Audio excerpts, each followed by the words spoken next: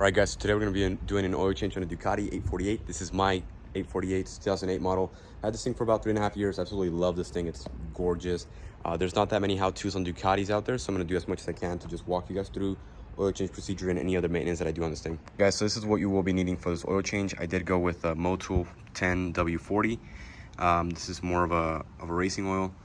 You don't need to use this one. Shell Advanced 1040 would be great, and Ducati actually recommends Shell. I just went with this one because it had it on there before. I've always used it, so I'm just gonna keep using that one. And this is a crush washer you will need, and this is a part number. Do you want to go ahead and write that down?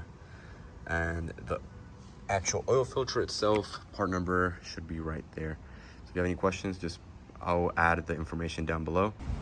All right, so when you get to the bike, the first thing that we're gonna do is remove the belly fairings.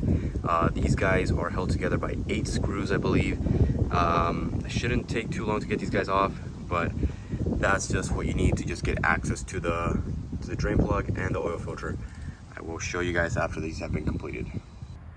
The only drawback with Ducatis that I have, besides the heat on these bikes, they produce like a substantial amount of heat, is the fact that they rattle so much. So one of the things that I opt to get on this bike, and the previous owner actually had a lot of these already done, so I just went ahead and continued the replacement of some of these, but it's the actual screws. They just pop and release. Instead of doing the other ones that just rattle off, these pop and release. So it makes it a lot easier when you're doing any service, any maintenance, and they are terrific. I love these guys. In seconds, you have everything off. These 4 bolts are 4mm with a hex key, and it does have one down here, then that is an 8mm socket.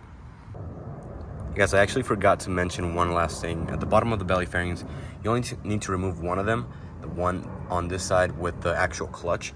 This has a wet clutch, so it's an enclosed clutch. It just says Ducati, but at the bottom there's these little hex bolts, and they are 3mm, so just don't forget to take these off before you pull it apart. And once you do this, you have access to the oil filter and the actual drain plug itself. So once you actually have the belly fairing off and you're ready to change the oil, go ahead and turn on the bike to let it idle. We did have Wesley decide to join us halfway through the video. Say what's up, Wesley. So yeah, you get it up to idling about 140 degrees, and then proceed with the oil change. The bike at idling, it does have a community exhaust. It's a Texas company. It sounds great. The idle of the V-twin is absolutely phenomenal. I love it. Wesley does not like the sound of it, right? Wesley?